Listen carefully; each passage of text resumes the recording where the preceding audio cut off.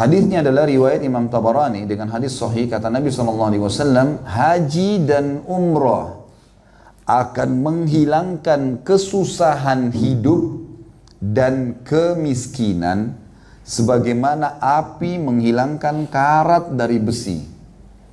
Tahu karat ya? Hah? Oke. Kalau ngerti alhamdulillah. Kata Nabi SAW, haji dan umrah yang dikerjakan secara berkesinambungan. Kesinambungan paham ya? Rutin. Dari umrah ke umrah, dari haji ke haji. Akan menghilangkan kesusahan hidup dan kemiskinan sebagaimana api menghilangkan karat dari besi. Artinya apa? Kaya. Karena lawan miskin gitu kan. Miskinnya akan hilang. Baik Ustaz, saya sudah pernah umrah. Nggak apa-apa, umrah lagi. Udah 10 kali, 100 kali. Saya udah pernah haji Ustaz. Haji lagi. Udah 10 kali, 100 kali. Nggak masalah. Nggak masalah.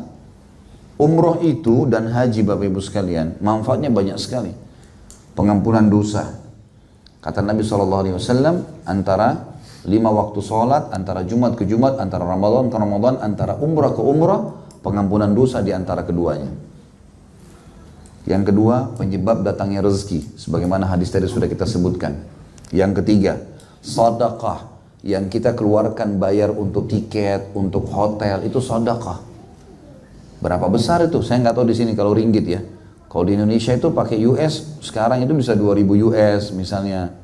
Ya. Itu sedekah, itu besar sekali. Kemudian juga dapat pengalaman, dapat banyak pahala. Sholat di Masjid Haram Mekah, berapa pahalanya?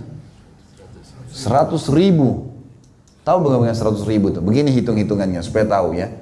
Saya pernah umroh dengan satu jemaah saya dari Jakarta, dari Indonesia, dari Irian kebetulan beliau. Umroh, waktu itu biayanya sekitar 3.000 US lah. Ya. Memang bintang 5 hotelnya.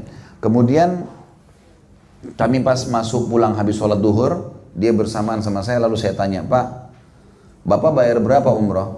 30 juta rupiah, sekitar 3.000 US pada satu kursnya sekitar 10.000 rupiah. Terus saya bilang, itu banyak Pak? Ya sedang lah bagi dia, karena dia punya kemampuan. Pak mau nggak saya hitungkan pahala yang Bapak dapat?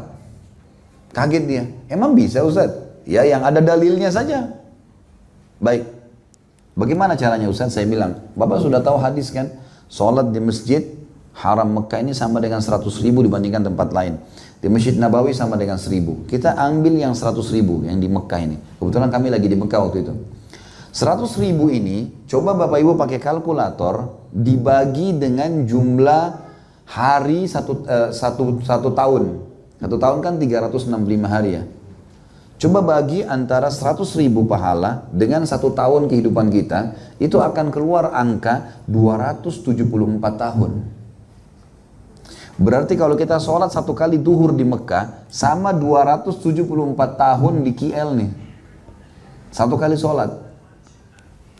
Baik, saya bilang sama dengan 274 tahun Bapak sholat di Indonesia. Itu kalau sholat sendiri loh Pak. Sholat berjamaah lain lagi. Ada hadisnya riwayat Imam Ahmad, sholat seseorang di antara kalian di rumahnya, di pasarnya, dan masjidnya, bandingkan dengan masjid berjamaah adalah 25 kali lipat.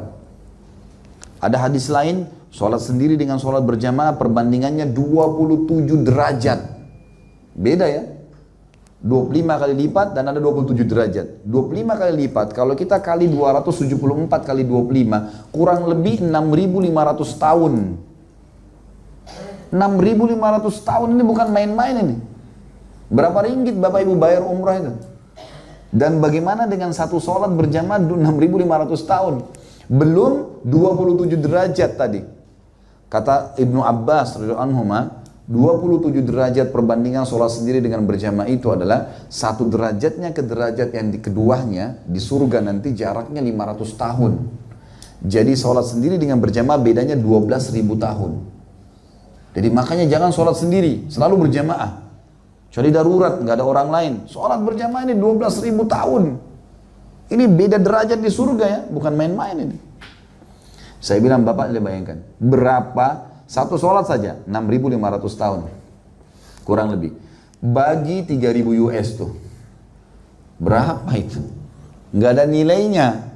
Kalau kita tahu pahalanya hari kiamat, kita nggak akan berhenti nih.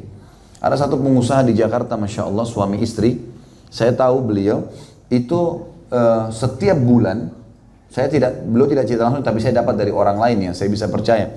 Ini dalam satu bulan, pasti 3 pekan dia habiskan di Jakarta, karena ada usaha.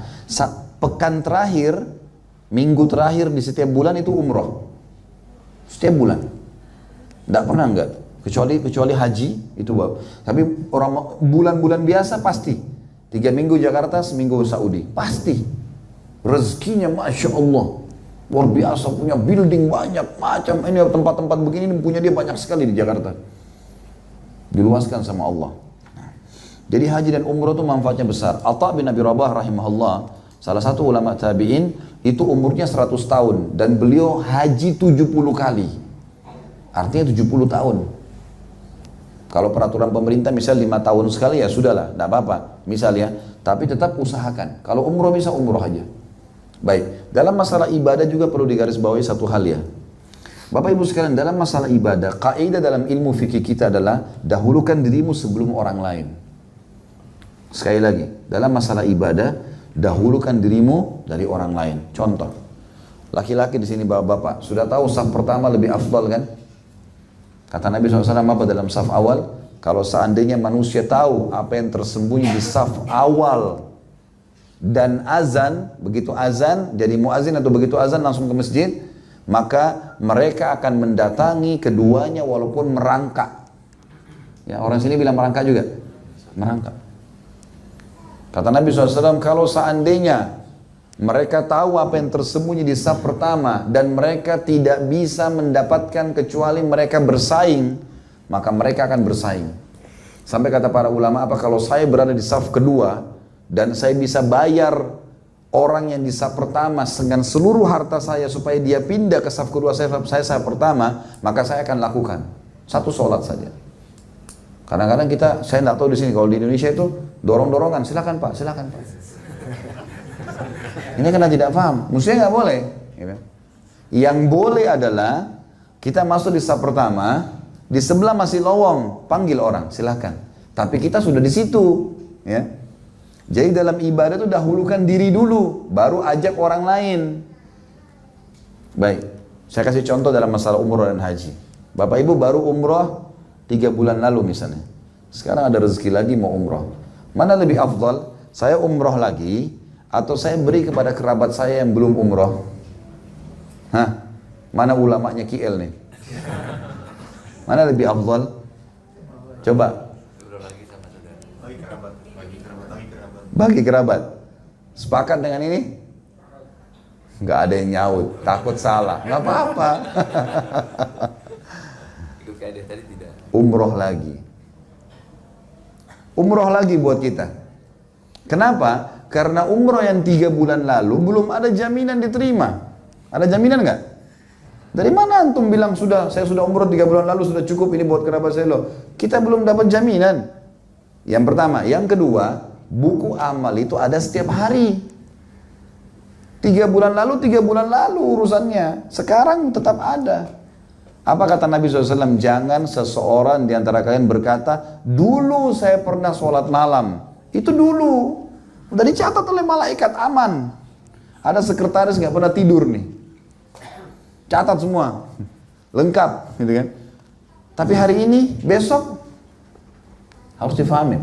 Nah, yang boleh, kita umroh lagi sekarang. Ada lebih rezeki, umrohkan kerabat. Nah, itu boleh. Tapi kita ikut juga. Jangan kasih orang. Faham maksudnya ya? Jadi dalam ibadah itu harus begitu.